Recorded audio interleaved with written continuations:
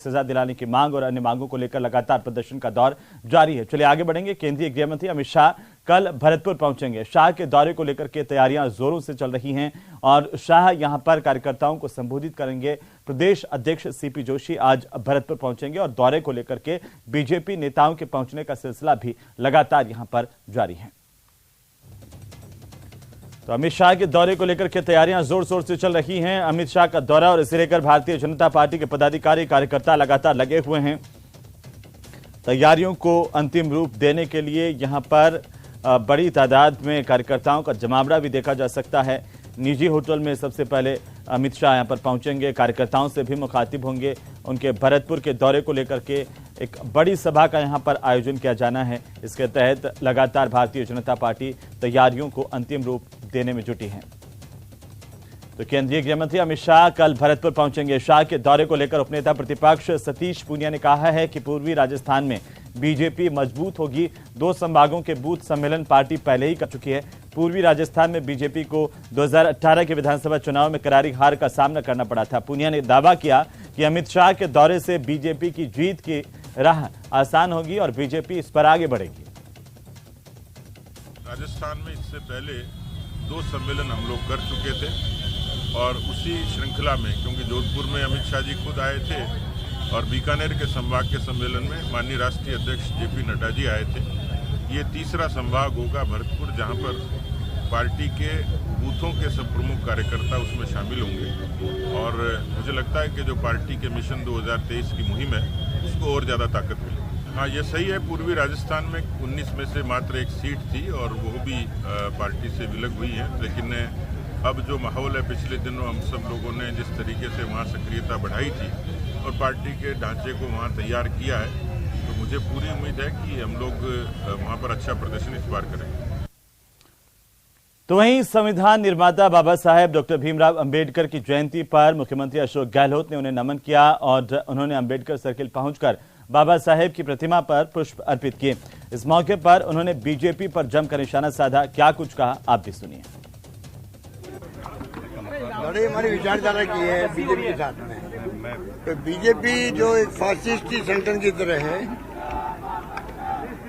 संविधान की मूल भावना के अनुसार वो चल नहीं रही है, इसलिए आज लोकतंत्र खतरे की बात आती है, संविधान की धज्जियां उड़ रही है।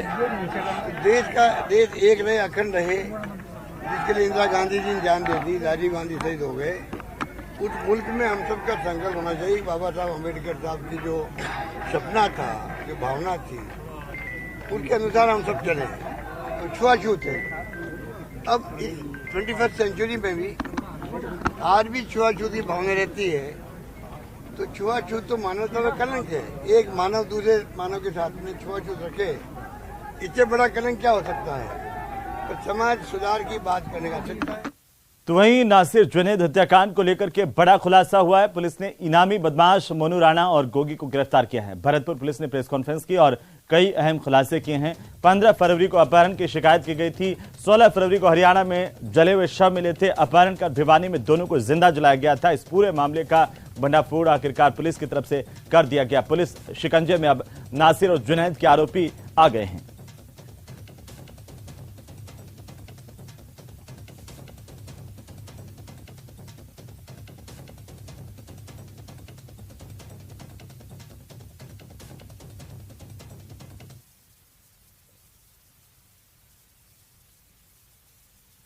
भरतपुर जिले में 15 फरवरी की अर्ली मॉर्निंग 2 युवकों का अपहरण हुआ, जिनके नाम नासिर और जुनैद थे, जो पहाड़ी थाना क्षेत्र के घाटमीका गांव के रहने वाले थे। 16 तारीख की सुबह, 16 फरवरी की सुबह उनकी बॉडीज और उनका बोलेरो वाहन हरियाणा के भिवानी जिले में जली हुई हालत में मिले। हमने 8 मुख्य आरोपियों को अनुसंधान के दौरान चिन्हित किया। ये 8 वो लोग थे जिनके बारे में इनमें से कुछ के नाम FIR में थे। इस पूरे घटनाक्रम में शुरू से लेकर आखिर तक या इसमें जो विभिन्न पार्ट्स थे उनमें शामिल होने की पुष्टि हुई। इन 8 लोगों के नाम फोटो सहित भरतपुर पुलिस ने रिलीज किए। और अब बात बाड़मेर की, जहां पर पुलिस और तस्करों के बीच एनकाउंटर हुआ है। दरअसल पुलिस को सूचना मिली कि सिवाना थाना क्षेत्र में कुख्यात तस्कर कोसलाराम और उसकी गैंग बड़ी मात्रा में अवैध डोडा पोस्ट की खेप लेकर जा रहे हैं। सूचना मिलते ही बालोतरा के सीओ के नेतृत्व में सिवाना थाना पुलिस और बाड़मेर पुलिस की स्पेशल टीमों ने नाकाबंदी की है। कुछ देर बाद ही अवैध डोडा पोस्ट से भरी हुई तस्करों की 3 गाड़ियां पुलिस को आती दिखाई दी। तस्करों ने पुलिस पर इस दौरान अंधाधुंध फायरिंग शुरू कर दी। पुलिस ने भी जवाबी कार्रवाई की है। तस्करों की गाड़ियों को निशाना बनाया गया, गोलियां टायर पर लगी और गाड़ी रुक गई। तस्करी भी तीनों ही गाड़ियों को छोड़कर के तस्कर पहाड़ों की तरफ फरार हो गए। इस दौरान पुलिस ने तस्करों का पीछा किया। तस्करों ने दोबारा पुलिस पर फायर किए। पुलिस ने फिर से जवाबी फायर किए। इस दौरान एक तस्कर को गोली लगी, वो घायल हुआ है। घायल तस्कर है जोगाराम, जिसे सिवाना के सामुदायिक स्वास्थ्य केंद्र में भर्ती करवाया गया है। पुलिस की कार्रवाई में 6 तस्करों को दबोचा गया है। इनसे पूछताछ की जा रही है, लेकिन तस्करी इतनी तेजी से इस इलाके में बढ़ रही है, तस्करों के हौसले इतने तेजी से बुलंद हुए हैं कि पुलिस पर भी वे फायर करने से नहीं चूक रहे हैं। बड़ी तादाद में इनके पास से हथियार बरामद किए गए हैं।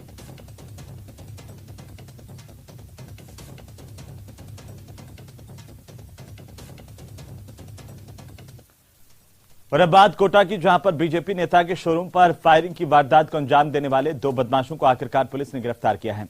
आरोपी अतीक और शकील को चेचट के जंगलों से गिरफ्तार किया गया। आरोपियों की गिरफ्तारी के बाद अब पुलिस ने राहत की सांस ली है।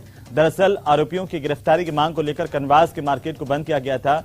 2 दिन से विभिन्न संगठनों के लोग धरना प्रदर्शन कर रहे थे। व्यापारियों में इस घटना के बाद से आक्रोश था। बदमाशों ने बीजेपी नेता पर जानलेवा हमले की कोशिश की थी, फिर बस स्टैंड पर हवाई फायर किए। फिलहाल कनवास थाना पुलिस पूरे मामले को लेकर जांच कर रही है।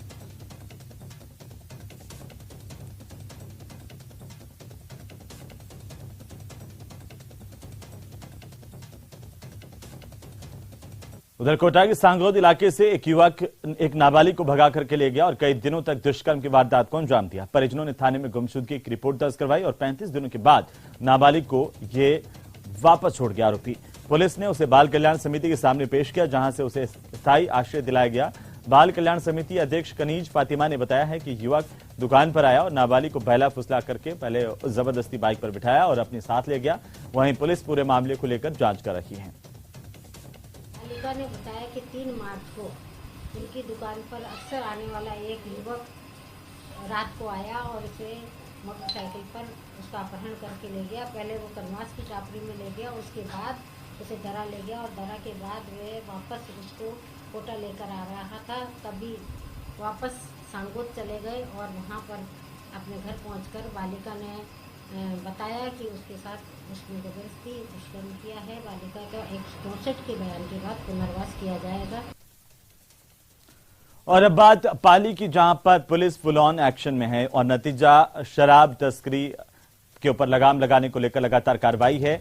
शराब तस्कर पस्त है। शराब तस्करी के लिए एक से बढ़कर एक जुगाड़ निकाले जा रहे हैं, लेकिन पुलिस की चुस्ती के आगे शराब तस्करों की एक भी नहीं चल रही है। पुलिस ने जब ट्रांसपोर्ट नगर पुलिया के पास में गाड़ी की तलाशी ली तो वो भी हैरान रह गई। गाड़ी की तलाशी में गाड़ी में बने बॉक्स से पुलिस को अंग्रेजी शराब की खेप मिली है। फिलहाल पुलिस ने दोनों आरोपियों को गिरफ्तार किया है। पूछताछ में पता चला है कि इस खेप को गुजरात में डिलीवर करना था।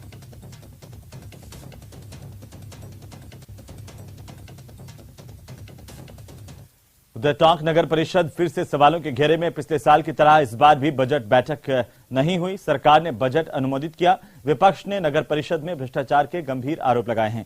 सांसद सुखबीर सिंह जौनपुरिया भी नगर परिषद में भ्रष्टाचार को लेकर गंभीर आरोप लगा चुके हैं। इस बार भी बजट बैठक नहीं होने के बाद विपक्ष ने नगर परिषद की कार्यशैली पर सवाल खड़े किए हैं। विपक्षी दल बीजेपी ने पहले भी जिला कलेक्टर को ज्ञापन सौंपकर नगर परिषद में बैठक करवाने की मांग की। वहीं आगामी दिनों में चुनाव नजदीक है और ऐसे में बीजेपी खुलकर मोर्चा खोलने की तैयारी में है।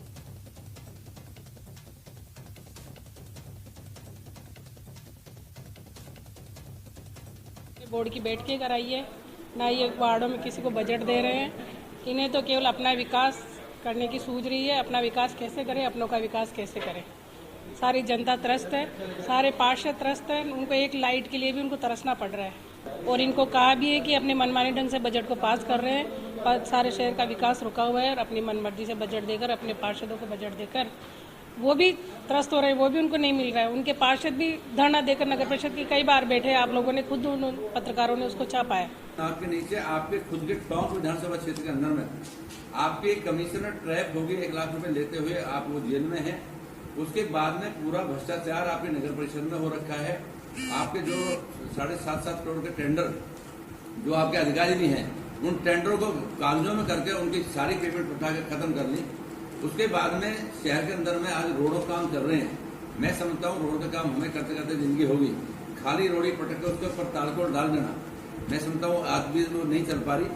उधर राजस्थान में 3 जिलों में आगजनी की घटनाएं हुई। आग लगने की 3 तस्वीरें हम आपको बता रहे हैं। पहली तस्वीर श्री गंगानगर की रावला मंडी के गांव 13 के एनडी की है, जहां पर एक घर में अचानक से आग लगी। दूसरी तस्वीर 12 के मांगरोल इलाके की सिंधनिया गांव की, जहां पर खेत में आग लगी है।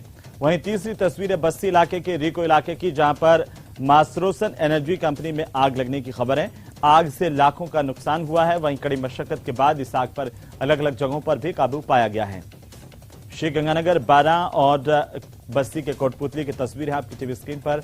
अलग अलग 3 तस्वीरें हैं जहां अलग अलग जगहों पर आग लगी थी। उधर टोंक